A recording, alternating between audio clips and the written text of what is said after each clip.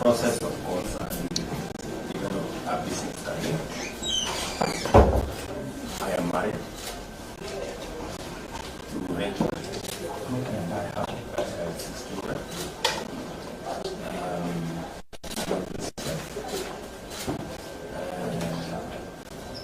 I have served as I was first an trained teacher.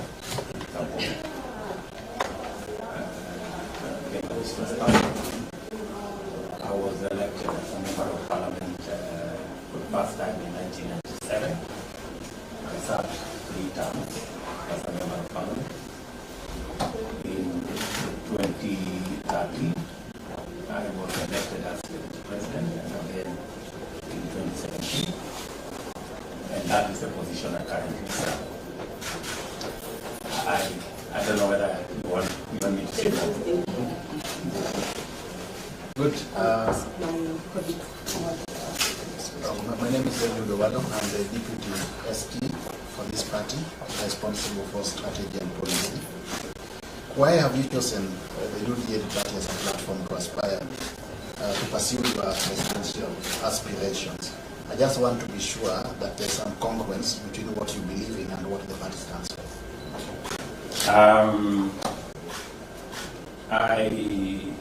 I am aware of the United Democratic Party, and I also understand what it stands for. And to a great extent, I share in the vision of this party. This party believes in a tribeless nation, believes in the unity of Kenya, believes in politics of issues and the unity of the nation, and that's what I have always aspired to as a leader in Kenya.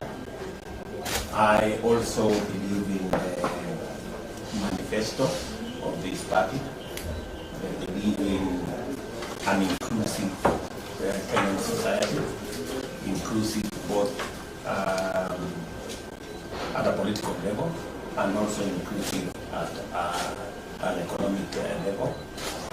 I share in the bottom-up economic model of this party, and therefore that's the reason why I have presented myself to run for president and seek the ticket of the United Democratic Alliance.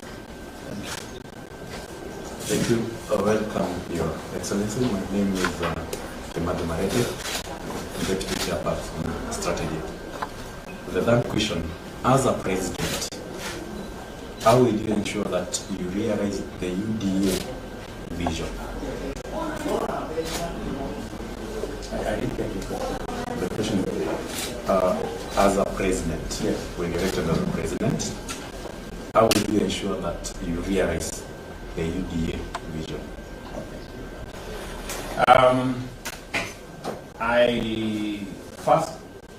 I have the responsibility to understand the UDA vision, which I am very confident that I do, because you can't realize what you don't understand. And apart from understanding, I also share in my belief in what UDA believes in. And thirdly, I will build a collegiate team that will enable me and all the other people and all the organs of the party to deliver on this vision. I fully understand that while if I become the flag bearer of this party, while I will have the responsibility to provide the leadership, I also understand that it will be a collective endeavor of party organs. I have to work with party officials. I will work with other leaders of the party at all levels. And I will ensure that all members of this party, beginning from the grassroots, understand the vision of the party, and I will also encourage everybody to contribute ideas and on what they believe that we can work with to improve what they have as a party. So I will provide and build the necessary network for us to deal with the party. Next. Your Excellency, Asante sana. Secretary of President. My question is, can the best contest to the preface I didn't get your name, sorry. Oh, so, okay, thank you very much.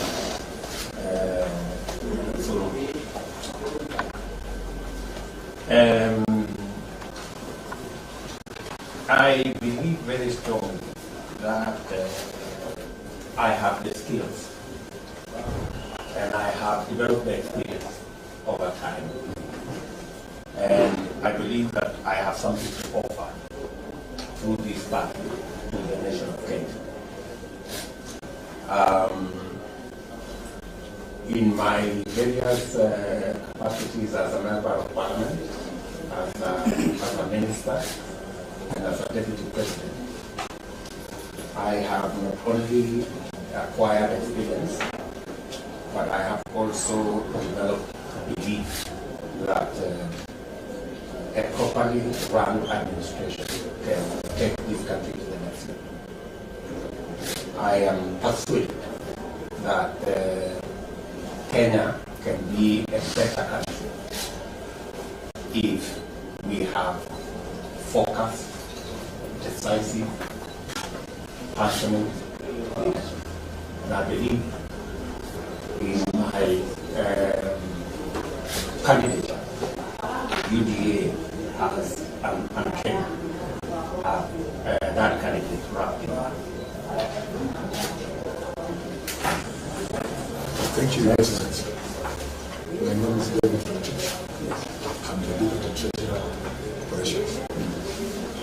We talked about how this is. Could you tell us more?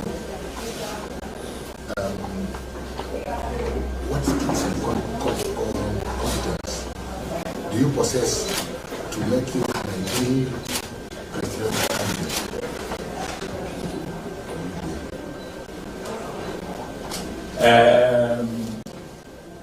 As I have told you, I not only have acquired the experience over the last 25 years in various levels of leadership in Kenya, I have also a track record. If you look through my leadership journey, as a member of parliament in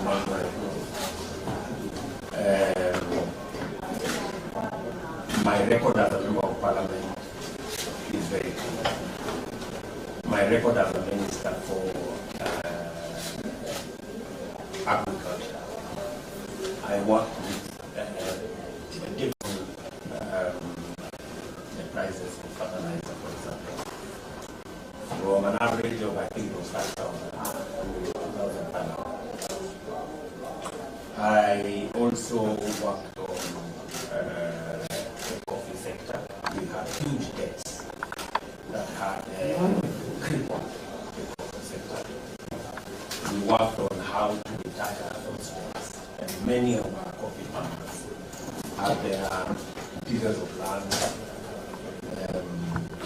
in different financial institutions. We managed to free them. I worked on the dairy sector when I was at the ministry. I worked on the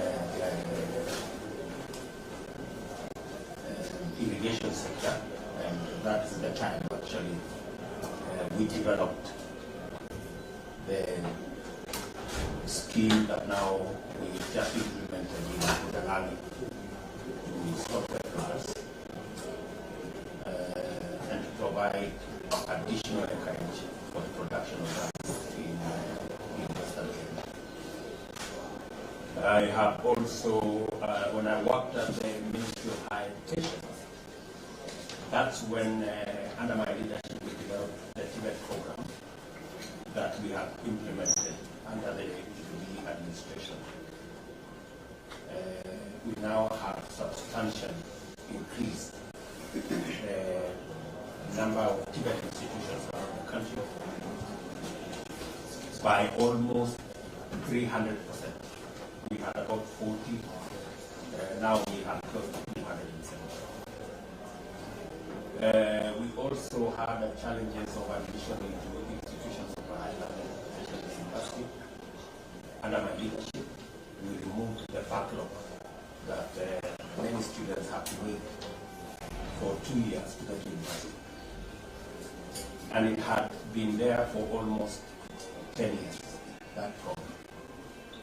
I worked with the stakeholders in that ministry and eliminated that challenge. And under the Jubilee administration that I was in, we managed to accomplish many aspects of the plan.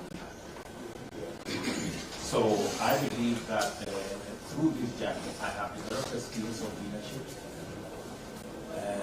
being able to work with other people, being able to delegate to other people, being able to deliver on the vision, the programs, and the agenda that we have. I have also developed leadership capacity to understand how to work with people, and to understand the public service and how to motivate people to work under me so that they can all deliver.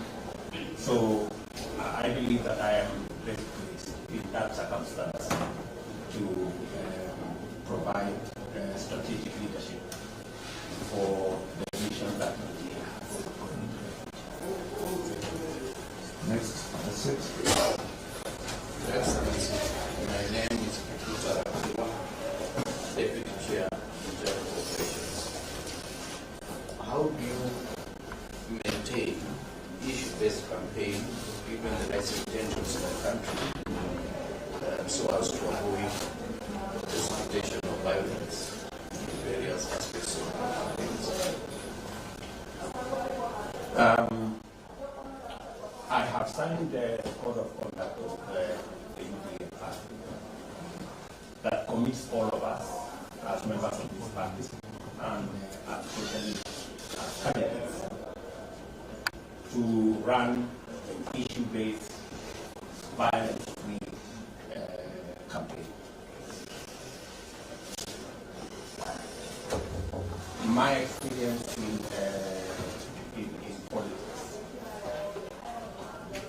has taught me that what matters to the public is the agenda that you have. And I'm acutely feeling that the Kenyan public are listening not to the incidents, not the violent incidences, but they are listening to the agenda any candidate has. And I am very confident that having run an issue-based campaign for my days when I was running as a member of parliament, and from the day when I began to run for deputy president, I have built sufficient experience to know how to run an issue-based campaign that is devoid of violence. So I also have the experience that violence threatens any agenda and any country and the stability of the nation. So I am a strong believer in building consensus and making sure that our politics are issues. Maybe I'll conclude by saying we won the election in 2013.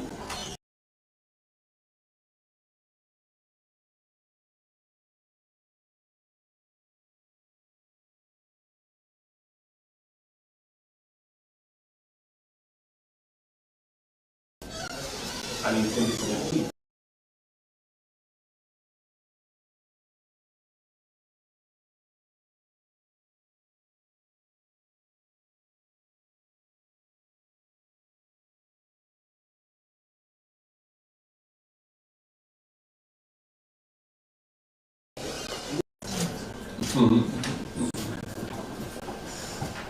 I could take maybe an hour to answer that. I believe that in the past 100 days, a couple of things must happen. Number one,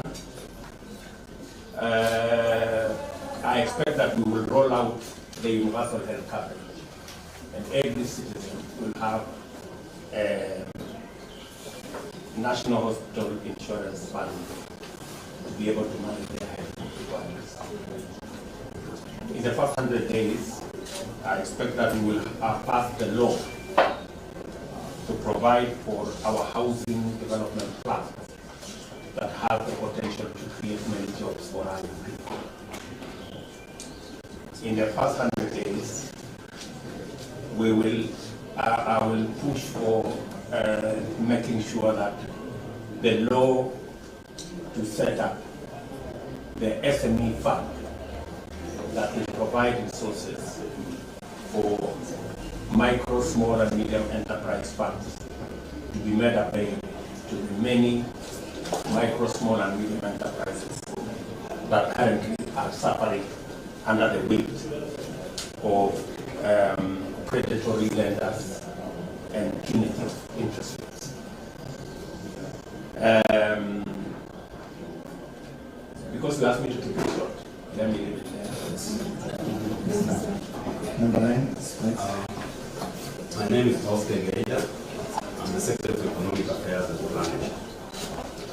How will your presidency inspire civil servants to provide the highest level of service to the people of Kenya? The delivery of any government program is largely dependent on the personnel that will provide leadership in the delivery of our vision. So a motivated public service, I will make sure that the public servants are inspired. I will take time to understand issues in public service, issues of making sure that the working environment is right, the remunerations are right, the other facilities are right. For example, we have not reviewed the terms of service and salaries of our policemen for a while, and that would be a place to start. We have promotions have delayed and have caused backlog. And we have many young people who are still locked out of places of work. And we need to tap into the talent of young people and make sure that more young people occupy positions that we can benefit from their talent, energy, and innovation to drive the public service. Number 9. Good morning, Your Excellency. Morning. My name is Diana Matile, Secretary for Youth. There's a rising quest amongst the youth for economic empowerment. My question to you is, how do you intend to integrate them in the economy? I quite agree with you, Yes. Katile. I quite agree with you that the young people, depending on what we do with them, can be a blessing or a challenge. The plan that I have, which I share with the UTA, is number one, we must deliberately invest in programs, projects, and plans that will deliberately create jobs. There are, in my estimation, about 4 million young people today out of school, out of college, out of university, and they are not being fully engaged. My plan is to ensure that we invest in infrastructure and programs that will create jobs so that we can bring these young people to be part of our economy, number one. Number two is to deliberately provide opportunities in our SMEs and other sectors by making sure that these young people have the correct skills. That's why I have always believed in Tibet. They have the correct skills, they are properly equipped, so that they can find their way either into jobs or into opportunities to do business or into opportunities to be self-employed. Number three, we will leverage on technology. Many young people operate in the digital space. We will make sure that the digital space is organized in a manner that it will give the young people the opportunity for them to participate meaningfully in the economy, leveraging on technology. And finally, we will make sure that young people have access to credit. And we must tone down the requirement of so many requirements out of the young people. You need to have 10 years experience, you need to have this.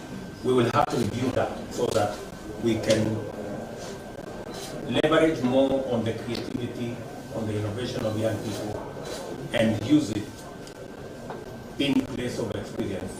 The young people are much more agile, they're much more creative, they're much more innovative, and we need to tap into that talent for us to move the country forward.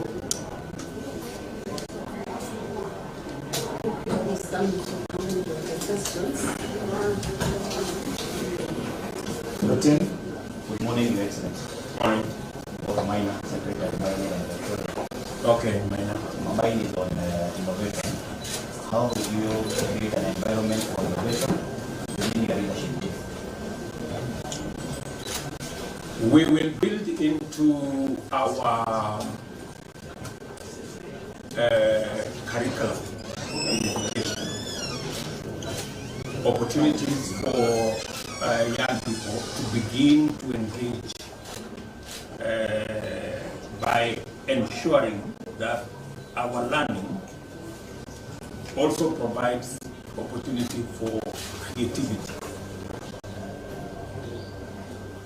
And the change, for example, in examining talent, examining creativity, examining skills, and making it competence-based is an arena that will facilitate more people to bring their talents and their creativity into the public space. Also, as I said, technology is going to be a big part of going into the future. We will be running a knowledge-based, technology-driven economy going into the future. And that provides space for creativity, that provides space for innovation, and we will go out of our way to make sure that we are flexible to accommodate creativity and innovation as part of our journey into the future as a nation. If we didn't, for example, provide an opportunity for M-Pesa as a technology, it wouldn't be a world-class technology innovation that it is today. So we will provide more opportunities for that kind of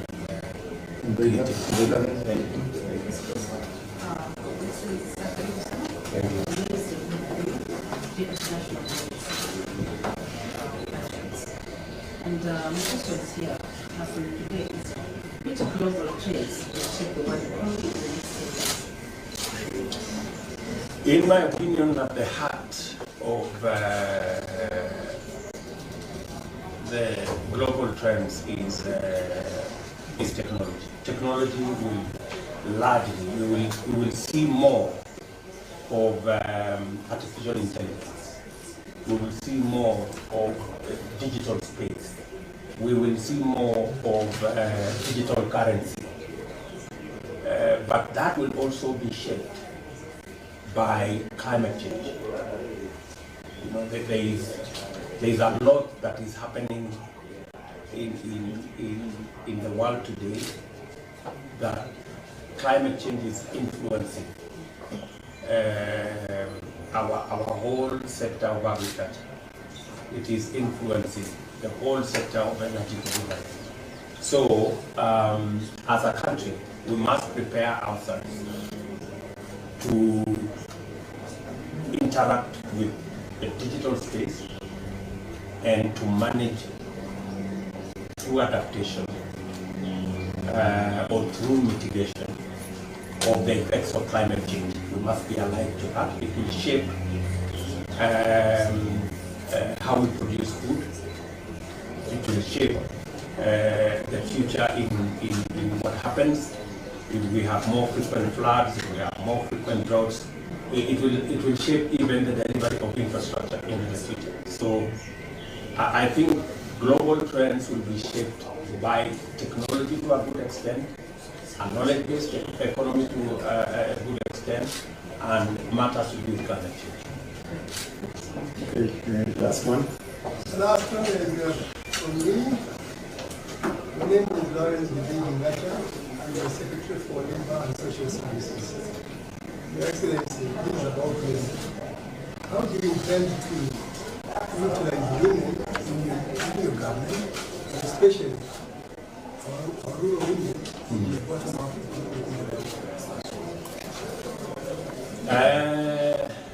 the philosophy of this party, which I share, is that women occupy a special place. And I am a father of 4 daughters, so I understand matters women properly. So the bottom-up economic model is about lifting the people at the bottom of the pyramid. You may want to know that largely the people at the bottom of the pyramid are largely women and youth. Women because of access to opportunities, youth because of access to jobs and other interventions. So the bottom-up economic model, the largest beneficiaries from where I sit will be women and young people. Because the people who have challenges accessing job opportunities is the young people. The people who have challenges in accessing credit is largely young people and women. And that's what bottom-up speaks to. 30% opportunities already, by law, should go to women, young people, persons with disabilities. That threshold has not been reached, either in opportunities to do business with government, in other opportunities. I will go out of my way to ensure that opportunities that are clearly stipulated for women and young people are actualized. And the whole bottom-up economic model is actually a model that builds on what is there to actualize what is already provided and to up what is in progress. So I believe that that is really the philosophy of this party, and that is the whole essence of the bottom-up economic model.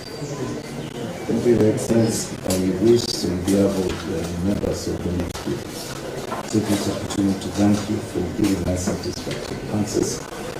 Number two, for choosing you the year to be in your party to make you the president of Kenya. And number three, tell you that we are going to interview more other candidates, we are not alone. And this will be followed by our NDC on 15th of this month at Kasarani, where now we pass a resolution to make that serious definition of our presidential candidate. So you will expect to see us there. Okay.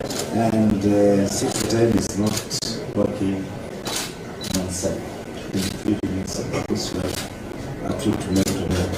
We want to set you free and thank you and tell you we hope to see you. Okay. Okay. So thank you very much, members of the NEC, for giving me this opportunity to present myself for this interview.